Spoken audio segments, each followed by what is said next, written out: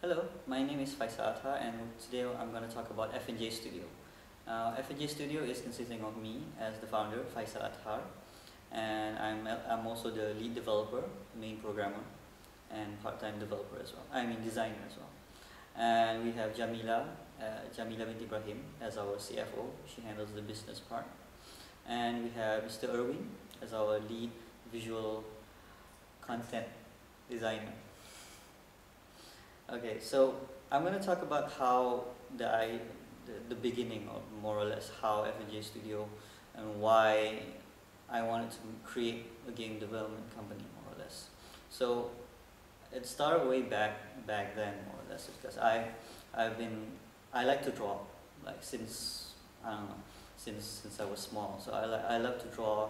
I love games, and so I would love to draw anything related to games, and I would play games to Taken, Final Fantasy.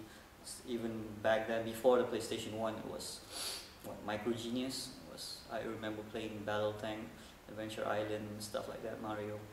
And then when PlayStation came out, we played Taken, and I saw the game Final Fantasy 7, and that game was really groundbreaking for me, and it opened up a new perspective on gaming, and I thought it was a very cool thing to do back then, to play games like that. I remember back then when we played Warcraft 3 and I was watching its cinematic.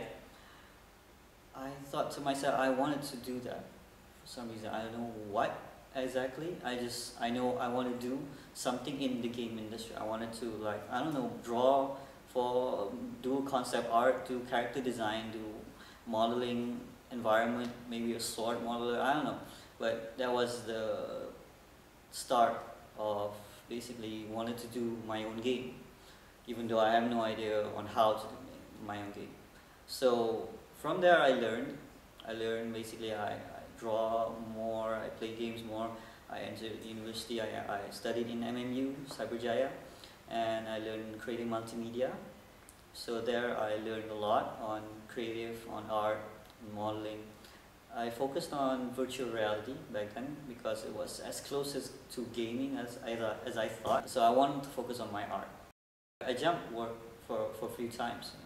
I worked doing illustration jobs, but at the same time I was doing some action script with Flash back then. So it was interesting to learn.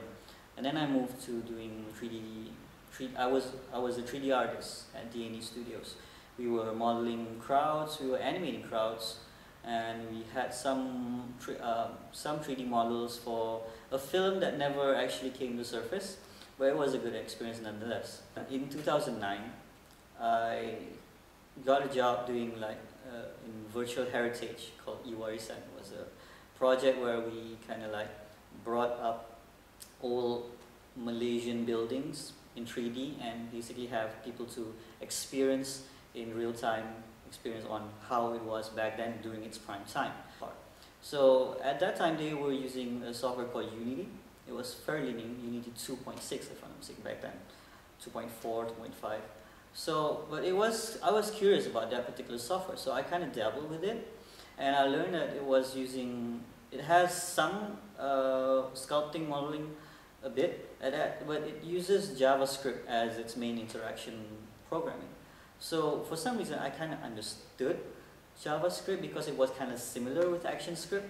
So I kind of like tried it out by my own, and it ended up becoming my job. So I end up basically compiling all of the 19 buildings into the virtual interactive experience. So I become the programmer for that particular program. So that was the first time I actually delved into programming something into real time. I applied for becoming an assistant lecturer in the same university that I was studying, MMU. So I was teaching VR. I was teaching Unity actually because I already had like a year and a half experience of using Unity, and so I teach VR design and I teach Unity to my students.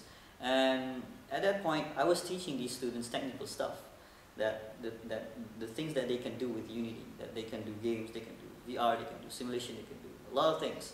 but I was telling them to do things, and I was thinking that I can do this too. I'm supposed to be doing this as well. So at that point, basically, I come to learn about the local. I wasn't really aware of the local gaming scene at that time, the local gaming industry. I have no idea it was existent. I didn't know we had a game company or anything related to games in Malaysia. I always thought you only have like Blizzard, Ubisoft, EA, and that was it, more or less. You have Japan, US, Europe, nothing in Malaysia. The closest I thought was Codemasters and Ubisoft in Singapore, but that was it, more or less. It was fairly new back then. But I come across with this particular association called IGDA. This is the International Game Developers Association in Malaysia. So that was the first time I kind of like understood the gaming industry. I come to know about the gaming industry in Malaysia.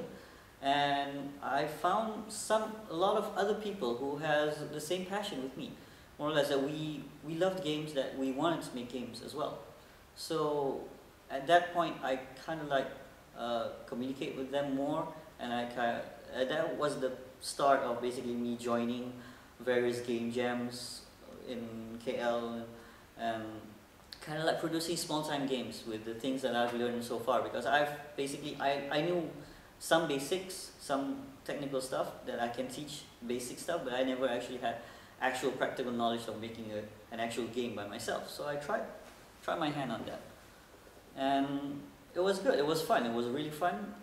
I was really passionate in it. So I thought I wanted to do this. I wanted to do that for life. That's what I wanted to do. I wanted to make games. I finally found the thing that I wanted to do since I was little. Basically, that's the thing that I never knew I wanted to do. It was technically it felt right. You know, it felt right, kind of like doing games and having people play your game. Just experience that they experience the thing that you want them to experience. It's different from just telling a story or have people watch animation, have people watch movies. But when you have people play your game, it's a very different experience. So I wanted to do that.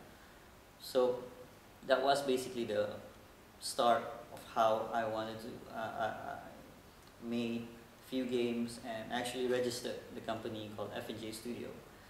And the company just only registered last year, and we only we're now working on not really a big project, but a starting project called 10 Days of Reckoning. So it's an action RPG, hack and slash action game, more or less. It's focused on local cultures, Malaysian cultures, Southeast Asian cultures. It's a mixture of Southeast Asian cultures, but to present a cool hack and slash game. I've always wanted to do a hack and slash action RPG like Kingdom Hearts, Crisis Core, and even Final Fantasy 15, DMC, or even Dark Souls, all of that mixed together. But I thought they had their own culture. We have European culture, Japanese culture. Why not show our culture? So that's what I'm bringing to the table here. So that's when I met some people, I met some friends, and we get together and we're building this right now. So that's basically what we are doing now. To talk about 10 Days of Reckoning, it's still in early development. We're still polishing. I want to make the first level, the first pilot right, so it's taking quite some time.